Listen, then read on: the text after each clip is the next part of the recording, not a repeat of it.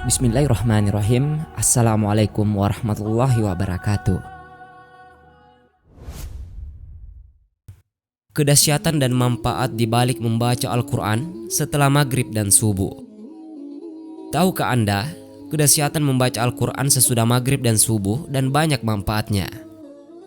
Al-Quran adalah kalam Allah yang diturunkan kepada Nabi Muhammad SAW secara mutawatir atau bersambung dengan perantara malaikat Jibril dan berpahala bagi orang yang membacanya. Berikut manfaat kedahsyatan membaca Al-Quran sesudah maghrib dan subuh. Yang pertama, memberikan pahala dan kebaikan.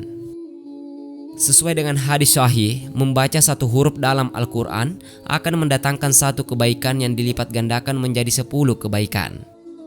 Oleh karena itu, alangkah baiknya jika membaca Al-Quran digiatkan dan disiplinkan setiap ba'da subuh dan ba'da maghrib untuk selalu membaca Al-Quran.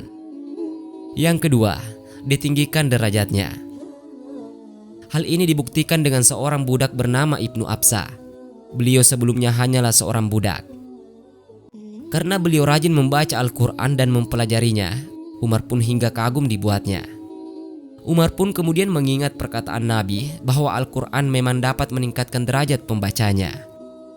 Tidak hanya dalam kisah terdahulu, hingga zaman sekarang pun, tak jarang orang yang sukses menempati jabatan tinggi ternyata rahasianya adalah rajin membaca Al-Quran. Kemudian yang ketiga, mendapatkan keselamatan di dunia dan di akhirat. Kehidupan di dunia seringkali penuh dengan masalah. Tidak berhenti di situ, di akhirat juga penuh dengan ancaman mengenai kehidupan akhirat, di mana panas terik pada mahsyar membakar tubuh, sementara orang-orang kafir disiksa. Membaca Al-Quran secara disiplin membantu manusia untuk selamat di dunia dan di akhirat. Kemudian yang keempat, memperkuat daya ingat. Riset dari Universitas Al-Azhar mengungkap bahwa ketika membaca Al-Quran, kinerja otak akan meningkat. Selain itu, daya ingat juga semakin tajam. Penelitian tersebut menganjurkan untuk rajin membaca Al-Quran untuk meningkatkan daya ingat. Waktu-waktu yang dianjurkan untuk membaca Al-Quran adalah setelah sholat subuh dan juga maghrib. Dengan rangsangan Al-Quran yang terus-menerus bekerja terhadap otak, maka insya Allah kita akan terhindar dari kepikunan. Hal ini juga yang menyebabkan banyak ulama yang di masa tua tetap mampu menghafal berbagai kitab.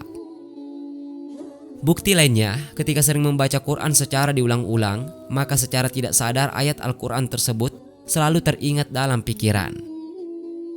Kemudian yang kelima, menyembuhkan penyakit. Salah satu caranya adalah membaca Al-Quran. Manfaat membaca Al-Quran bagi kesehatan mampu menjaga tubuh tetap segar dan terhindar dari penyakit. Sebelumnya sudah disebutkan bahwa Al-Quran dapat menenteramkan. Artinya, tubuh dalam kondisi rileks dan bebas dari ketegangan dan juga stres. Dalam kondisi tersebut, aliran darah dapat mengalir normal, begitu juga sistem syaraf yang bekerja normal.